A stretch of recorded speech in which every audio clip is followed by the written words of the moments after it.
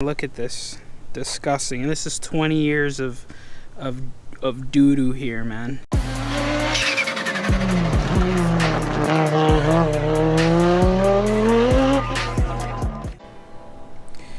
Good morning, guys. Welcome to the channel again. This is your host, Dimitri, aka Zo Daddy. We're here with, it's not exactly an install, but it will be interesting. Since we bought the Forester, we've been having a little bit of AC trouble. About a week ago, I took the car to get looked at. The AC was overcharged, so I just had them evac the system and put new Freon in. So AC systems are probably the most overlooked item in a car. I mean, it's the most necessary item, but it's overlooked a lot of times. So what ended up happening was I did a lot of research to try to diagnose the car prior to doing anything on the car. You have the condenser unit that could be going bad.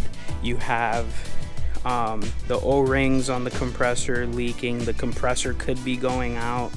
You have the expansion valve that could be shot. You have the evaporator unit inside the car underneath the dash that could be bad. So there was a lot of issues that it could be. However, just reading more and more, I came to the conclusion that maybe it's not as severe. Occasionally the car would start blowing warm air, especially at idle. So after I took the car to get serviced, the situation actually improved quite significantly. When I was pulling up to the house, I came into the driveway. The car was blowing warm air, and I looked and the compressor didn't kick on. I tapped the compressor a little bit and it seemed to kick back on. And now, if you're familiar with compressors and compressor clutches, they do have tolerances. I tested out a theory that I saw on the internet. So I'm going to show you what I did. Got the hood popped right now. So essentially on the compressor, there's 3 little rubber grommets. So I'm going to pull the cover off so we can see those. Okay, now that we got the cover off, let me show you what we're dealing with. So these 3 in the front, they effectively control the tension. What I did was, which I saw from this other video, was they used the flathead and they just hammered in each one of these a couple of times. And what it did was it enabled the clutch to then engage. So after I did that, the AC started becoming more consistent, but I do think that this is still slipping. So we're gonna change the compressor plate and we're gonna see if this solves the issue. Otherwise, we're gonna have to keep diving deeper and deeper until we figure out how to get AC consistently in the car. You know, so that's why I decided that it's probably time to change this clutch. I mean, the car has 260,000 miles on it, so I figured that's definitely something that is a wear point. If you ever suspect that your AC clutch is going out, don't charge the system, because effectively I would be wasting money taking the compressor out right now and then doing this clutch job. I definitely would recommend just getting it evac'd by a shop, because it's illegal to, you know, let Freon escape into the air. And then just take the compressor off, service it, put it back in, then go back for a AC recharge. So we got the fan out, and we also took out the coolant overflow tank. What I will note about taking the fan out is there's actually this rubber hose that is clipped on underneath. So now what I'm going to do is I'm going to take this metal piece off, drop the tension, and then we'll be able to take the belts off. you don't have to take the entire cover off, but you can just back this bolt out. There's a clip in the back that you have to make sure you put back. It goes behind the compressor here.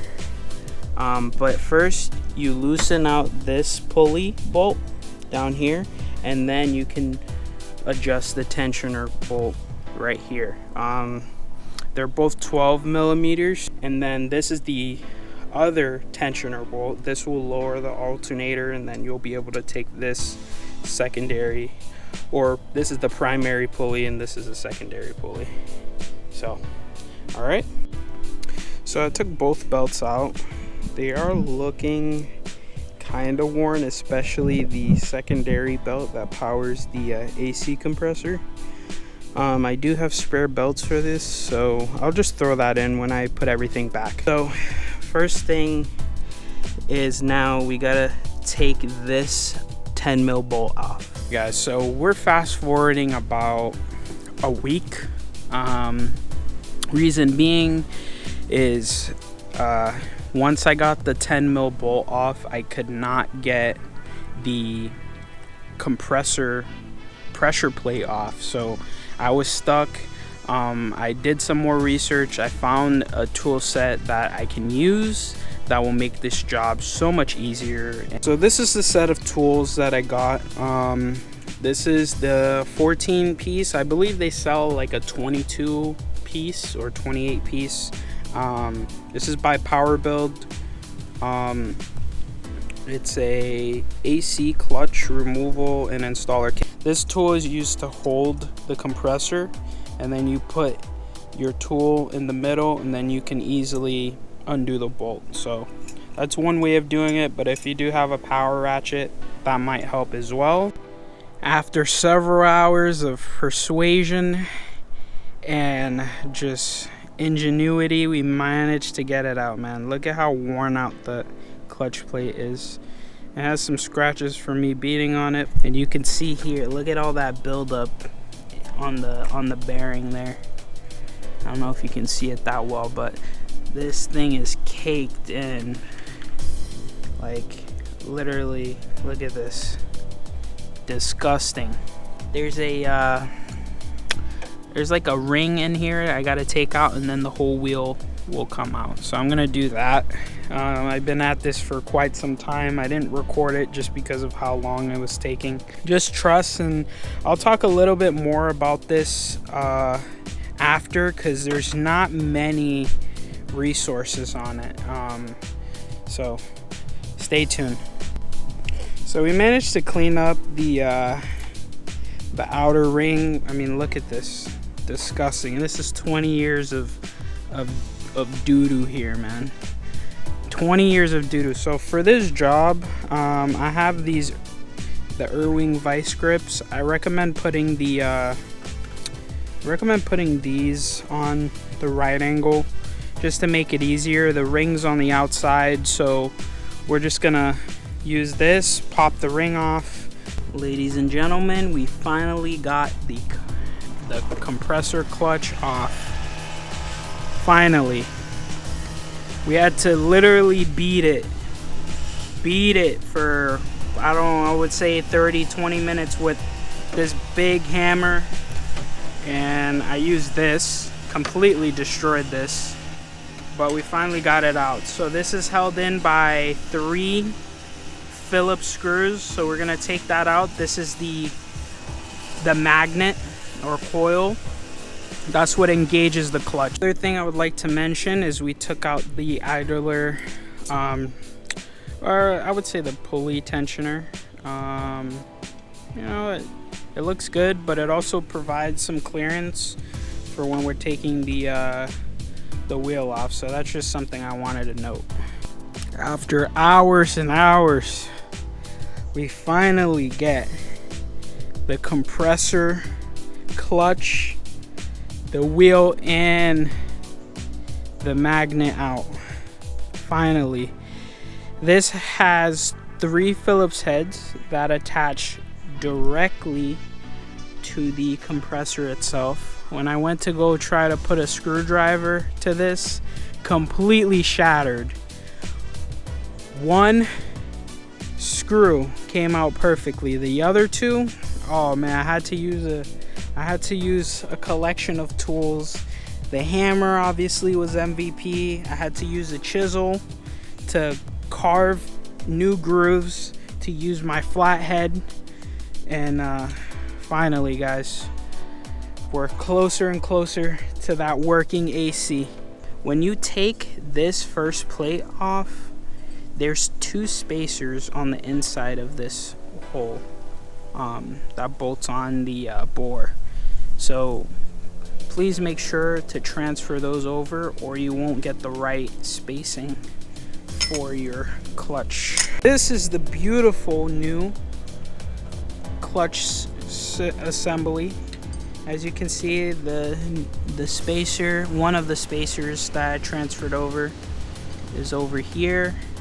It comes with a new pulley wheel and new magnet. So we're gonna assemble those in the same exact order we took these off in, and we'll be good to go, man. It's been a long journey, but we're getting there, guys. We're getting there. All right, guys, everything is back on. I also put the new belts back on. Compressor works, clutch plate works, everything runs smoothly. So now we're gonna test it on a drive, and I'll let you guys know later on whether or not it actually solved the problem or not, but I'm feeling pretty confident that this might be the solution. So, you know, let's go, man. It only took like a week and pretty much this entire day to finish this job, but I'm really happy about it. I would say this is one of my more satisfying installs in terms of you know, all the work I put into it.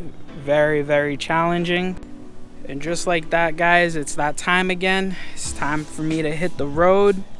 And I really appreciate you guys for tuning in and watching this install. It was definitely challenging, and I would say, you know, if I had to do this again, I probably would just replace the compressor unit. But being that this is a 2002, the compressor is like $400 or $500. So this, you know, this $50 fix, I hope, you know, lasts us for a while. But you know, nonetheless, it was great. I know there's a little bit of a gap in between the parts here. You know, what did I do and this and that? I can always answer that in the comments, so feel free to comment. Do like, do subscribe. Also make sure to hit the bell icon so when the new videos drop you get to see it. Anyways, remember, every journey is different. I'll see you guys.